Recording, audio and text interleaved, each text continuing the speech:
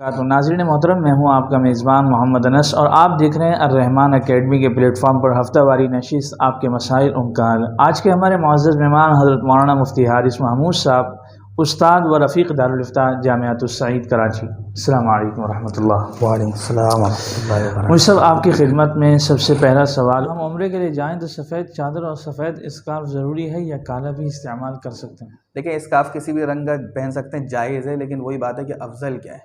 अफजल के अफ़ज़ल सफ़ेद है। ये बिल्कुल इसी तरह है कि मुर्दों को जो कफ़न दिया जाता है, तो वो सफ़ेद के अलावा भी आप देंगे तो कफ़न तो हो जाएगा, लेकिन अफ़ज़ल जो ज़्यादा फ़ज़ीलत है वो सफ़ेद की है। ठीक है। खुबैब साहब पूछते हैं, अगर कोई मुसलसल 2 महीने से पानी का सफ़र कर रहा हो तो इसकी नमाज की अदायगी का क्या तरीका है? हाँ, चूँकि शिप में जो सफ़र होते हैं पानी के जहाज़ में, तो चूँकि वो 3-3, 4-4, 6-6 महीने तक सफ़र होता है, तो ज़ाहिर-सी बात है कि वो आप सफ़र ही में, तो उस वक़्त कसर के अहकाम जारी होंगे। यानी ठीक है। कि 4 रकात वाले जो फ़र्ज़ हैं, तो वो 2 पढ़ेंगे। ठीक। अलबत्ता एक सूरत इसमें ये होती है कि बसा औक़ात शिप जाके किसी बंदरगाह पे लग जाते हैं साहिल समंदर पर। अब हाँ। वहाँ अगर 1 महीने का स्टे मिसाल के हाँ। तौर पर, और वो शहर है, वहाँ रुक गया जहाज़ जाके, हाँ। तो अगर वहाँ 15 दिन या उससे ज़्यादा के लिए रुका है, तो तो फिर फिर वो हाँ, इक़ामत के अहकाम जारी हों, फिर पूरी नमाज़ पढ़नी होगी। लेकिन अगर आप समंदर के बीच में ही घूम रहे हैं या साहिल समंदर रुके भी हैं, तो 15 दिन से कम है, तो इस हाँ। पूरे चाहे 2 महीने हो, 3 महीने हो, कसर के अहकाम जारी होंगे। बहुत अच्छा। अगला सवाल है, जुनैद साहब पूछते हैं, ड्रिप लगी हो, नमाज का वक्त तंग हो यानी क़ज़ा होने वाली हो, तो क्या ड्रिप के साथ ही नमाज पढ़ सकते हैं? देखिए, ड्रिप के साथ नमाज़ पढ़ने का जो मसला है, तो अगर वो ड्रिप जो है, वो जो है खून की नहीं है, कोई उसमें दवाई वग़ैरह है ड्रिप के अंदर, तो उसमें देखिए 2-3 सूरतें होती हैं। पहले ये देखना चाहिए कि अगर नमाज का वक़्त दाखिल हो गया है और कोई इमरजेंसी की सूरत नहीं है, तो उसमें तो पहले आप नमाज़ पढ़ लें, फिर ड्रिप लगवा लें। दूसरी सूरत ये कि आपकी ड्रिप लग गई, लेकिन आपको ये है कि भाई ड्रिप जब ख़त्म होगी तो फिर भी मुझे वक़्त मिलेगा, तो ड्रिप ख़त्म हो तो उसके बाद जो है आराम फिर से आप नमाज नमाज़ पढ़। पढ़ें। अब एक ऐसा वक़्त आ गया है कि भाई ड्रिप भी लगी हुई है और आपको ये है कि ड्रिप तो ख़त्म नहीं होगी। तो उस सूरत में देखें, मसला ये होता है कि ड्रिप लगाने से पहले जब कैनुला लगाते हैं, तो उसमें तो कुछ खून निकल गया, उससे वज़ू टूट गया आपका। तो उसमें ये है कि जैसे मैंने अर्ज़ किया, अगर केस इतना बिगड़ा हुआ नहीं है, तो मरीज़ को चाहिए कि ड्रिप रुकवा के आराम से वज़ू करके नमाज़ पढ़ लें, क्योंकि देखिए कुरान करीम में सूरह निसा में अल्लाह ने फरमाया, इन्ना स्वलाता कानत अलल मुमिनीना किताबम मौक़ूता, जी। मोमिन पर नमाज जो है मुकर्रर वक्त पर फ़र्ज़ है। और यहाँ ये बात मैं ऐड करूँ, देखें असल इम्तिहान इन्हीं मौक़े पर होता है कि जहाँ मुश्किल हो रही होती है, तो आप नमाज को क़ज़ा करते हैं या नहीं करते हैं। लेकिन वही बात है कि अगर जो है बहुत ही इमरजेंसी की सूरत है और ड्रिप लगी हुई है, ड्रिप हट भी नहीं सकती, ड्रिप हट भी नहीं सकती है, तो अब मसला ये है कि अब आपके लिए वज़ू करना भी अगर मुश्किल है, तो फिर मुश्किल है। उस सूरत में जो है तयम्मुम के अहकाम जारी हो जाएंगे कि आप अच्छा। तयम्मुम करके जो है वो नमाज़ पढ़ लें। और अगर ड्रिप खून की है, तो देखें उसका मतलब ये है कि कैनुला के साथ जो है उसकी सिरिंज लगी हुई है और खून की ड्रिप लग रही है, तो इसका मतलब है उसका आपके साथ ताल्लुक़ है और खून नजस है, तो आप एक नापाक चीज़ उठाए हुए हैं, इसको फ़ुक़हा कहते हैं हामिल नजासत है। तो उस सूरत में तो आम सूरतों में जो नमाज नहीं होती। लेकिन चूँकि अब ऐसा मसला है कि अगर आपको ये कि पूरा नमाज का वक्त चले जाएगा इसमें, तो माजूर के अहकाम जारी होंगे। माजूर का अहकाम का मतलब ये है कि बस नमाज का वक्त शुरू हुई, एक दफ़ा वज़ू कर लिया, तो उस दौरान आप जितनी नमाज़ें पढ़ने पढ़ सकते हैं। तो इसमें ये देख लीजिए कि कैसी कंडीशन है। अगर बहुत सी सीरियस कंडीशन है कि हिल भी नहीं सकता मरीज़, कुछ भी नहीं होता, तो फिर उस सूरत में जो है वो तयम्मुम करके नमाज़ पढ़ ले, नमाज को क़ज़ा ना करें ठीक जहाँ है। तक मुमकिन हो। ठीक है। उम्मे खुज़ैमा पूछती हैं कि मैंने कहती हैं कि जो वालिदा यानी जो औरतें माएँ बच्चों को दूध पिलाती हैं, जी। उनके कपड़े अक्सर दूध से गीले हो जाते हैं और आलूदा हो जाते हैं, तो क्या वो कपड़े नापाक हैं, उनमें नमाज़ पढ़ी जा सकती है कि नहीं? देखें, छातियों से जो दूध निकल रहा है वो तो पाक है, ठीक है। अब एक मसला ये आ रहा था कि अगर वो दूध बच्चे के मुंह से निकले, तो अगर 1-2 मामूली कतरे निकल के जो है वो कपड़े पर लग गए हैं, बदन पे लग गए हैं, तो वो भी पाक है। लेकिन अगर मुंह भर के जो है वो दूध निकला है बच्चे के मुंह से और वो कपड़े पर लग गया, तो वो नापाक है। तो इसको माँ खुद देख ले कि कौन सी सूरत है। तो मुंह भर के अगर बच्चे ने दूध निकाला, वो कपड़े को लग गया, तो वो इससे चूंकि नापाक है, तो नमाज से पहले उसको धोना ज़रूरी होगा। अगला सवाल यूँ सर कि गूगल पर हज़रत अबू बकर सिद्दीक़ रज़ी अल्लाह अन्हु की यौम वफ़ात 13 जमादिल ऊला है, जबकि फ़ेसबुक पर 24 जमादिल सानी है। कौन सा कौल दुरुस्त है? देखिए ये तो चूँकि तारीख़ी बातें जो होती हैं उसमें मुख्तलिफ़ अक़वाल आ ही जाते हैं, ठीक है। ख़ुद हुज़ूर अकरम सल्लल्लाहु अलैहि वसल्लम की जो विलादत और वफ़ात से मुताल्लिक़ तारीख़ें आती हैं उस पर भी मौरख़ीन के इख्तिलाफ़ है। इख्तिलाफ़ हो जाता है। लेकिन मशहूर जो कौल है वो यही है कि 22 जमादिल सानी हज़रत अबू बकर सिद्दीक़ रज़ी अल्लाह अन्हु की यौम वफ़ात है। ठीक है। अगला सवाल है, अपने मुल्क के हुक्मरानों की पीठ पीछे बुराई करने का क्या हुक्म है, जबकि वो हुक्मरान उस बुराई में मुब्तला भी हो? देखिए पहले तो ये बात समझ लें कि पीठ पीछे बुराई करना तो वो गीबत के ज़ुमरे में आता है, हर मुसलमान इस बात को समझता है।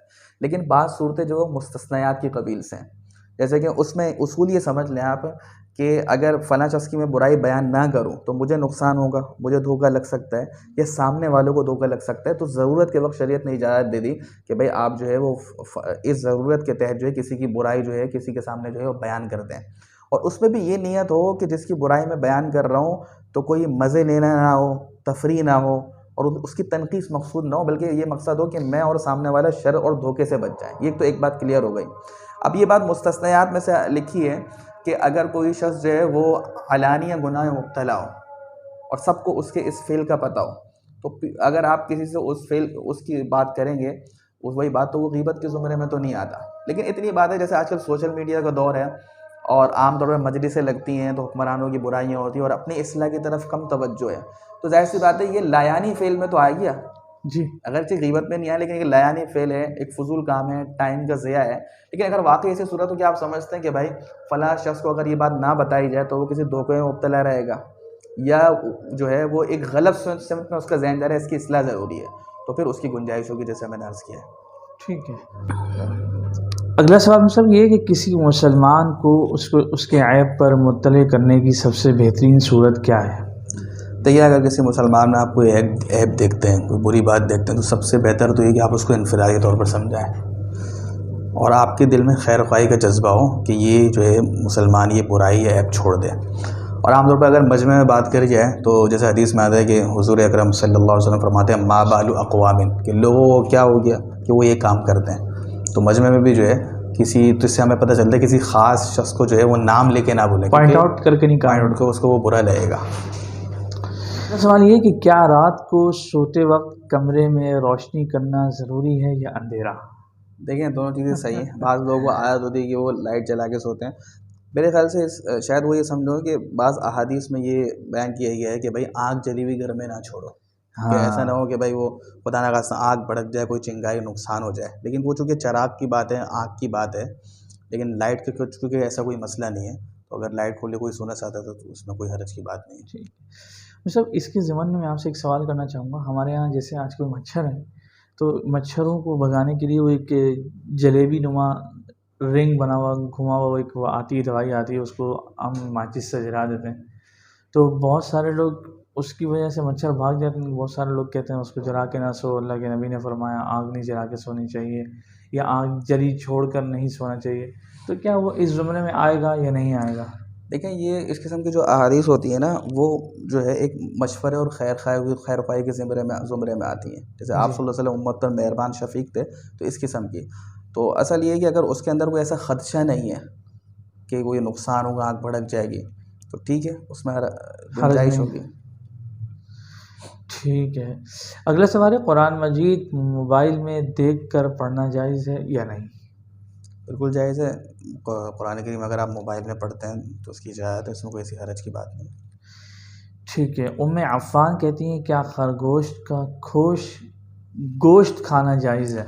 जी बिल्कुल जायज़ है। बुखारी और तिरमिज़ी के अंदर रिवायात मौजूद हैं कि अनस रज़ी अल्लाह तआला अन्हु फरमाते हैं एक मरतबा मैंने खरगोश का शिकार किया और उसको ज़िबह किया और उसकी रान जो है वो हुज़ूर अकरम सल्लल्लाहु अलैहि वसल्लम को जो है भिजवाई, तो आपने उसको कबूल फरमाया और एक रिवायत में है कि आपने उसको तनावुल भी फरमाया। तो खरगोश हलाल है, उसको खा सकते हैं।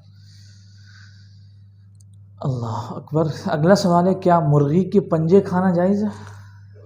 जानवर के अंदर जो 7 चीज़ों के मुतालिक है कि उनका खाना मना है, तो उसमें चूँकि पंजों का ज़िक्र नहीं है तो लिहाजा खा सकते हैं। अलबत्ता इसमें ये है कि उसमें अच्छी तरह उसकी पकाने से पहले सफाई हो जाए वगैरह, तो उसमें खा सकते हैं। उम्मे शब्बीर कहती है कि वज़ू करने वाले को सलाम करना जायज़ है। ये बहुत अच्छा सवाल है। देखें, सलाम करने के जितने फ़ज़ाइल हैं तो उसमें ये भी समझ लिया जाए कि एक उसूल ये लिखा है फ़ुक़हा ने कि आदमी कोई मसरूफ़ है, जैसे खाना खा रहा है और निवाला चबा रहा है तो उसको सलाम नहीं करें। इसी तरह कोई ज़िक्र कर रहा है तो चूँकि वज़ू भी एक इबादत है और उसके बीच में भी एक दुआ है, अल्लाहुम्मा ग़फ़िर ली ज़ंबी ववस्सिअ फ़ी दारी व बारिक ली फ़ी रिज़्क़ी, और उसके अलावा कोई शख़्स जो है वज़ू में मशगूल है, अगर वो ज़िक्र वगैरह भी कर रहा है तो उसको सलाम नहीं करना चाहिए। इसीलिए उलमा ने लिखा कि अगर सलाम किया तो वज़ू करने वाले पर सलाम का जवाब देना भी वाजिब नहीं होगा। अलबत्ता जैसे बाज़ लोग होते हैं, लेकिन अगर वो वज़ू कर रहे हैं, वो खुद ही आपकी तरफ देख रहे हैं और कोई ना दुआ पढ़ रहे हैं और तो ऐसा आप समझते हैं कि भाई तो फिर उस वक्त आप कर लें सलाम, लेकिन बेहतर ये है कि वज़ू करने दें और वज़ू के बाद सलाम दुआ करें। ठीक है, ठीक। अगला सवाल में सब ये है कि बहुत सारी मर्तबा इंसान किसी भी शोबे में काम करता है, उसका काम है मार्केटिंग या कहीं जाना आना, तो उसमें बहुत सारे लोगों से उसका वास्ता पड़ता है। तो अब क्या पता वो गैर मुस्लिम हो या मुसलमान हो, देखने से तो कोई ख़ास अलामत से पता नहीं लग रहा कि वो मुसलमान है या गैर मुस्लिम है, तो ऐसे मौके पे हमें सलाम करना चाहिए या नहीं करना देखिए, चाहिए? आप जब इस्लामी मुआशरे में रहते हैं तो चूँकि वहाँ अक्सर आबादी मुसलमानों ही की है, तो आप उसने ज़न ये रखिए मुसलमान है, आप सलाम करें। ये हुक्म जब आपको पता है किसी के बारे में यकीनी तौर पर ये गैर मुस्लिम है, तो उसमें भी ये है कि सलाम की इब्तिदा ना करें, और ठीक, ये उसकी वजह ये है कि सलाम में एक सलामती की दुआ है और ये एक एज़ाज़ है, तो ये ठीक, मुसलमान के साथ ख़ास है। ठीक लेकिन है। जब तक शक हो तो इसमें कोई ऐसा वो नहीं, जब यकीन हो जाए तो फिर हुक्म ये है कि इब्तिदा ना करें। लेकिन आम तौर पर जैसे एक हदीस में ये भी फरमाया कि तुम सलाम करो चाहे किसी को जानते हो या नहीं। तो जब ठीक, इस्लामी मुआशरे में रह रहे हैं, मुसलमानों का इलाका है, तो हर एक को सलाम करना चाहिए। ठीक है, बहुत शुक्रिया मुझे साहब। नाज़रीन मोहतरम, इंशाअल्लाह आपसे आइंदा इतवार को इसी वक्त मुलाकात होगी। अस्सलामु अलैकुम व रहमतुल्लाहि व बरकातुहू।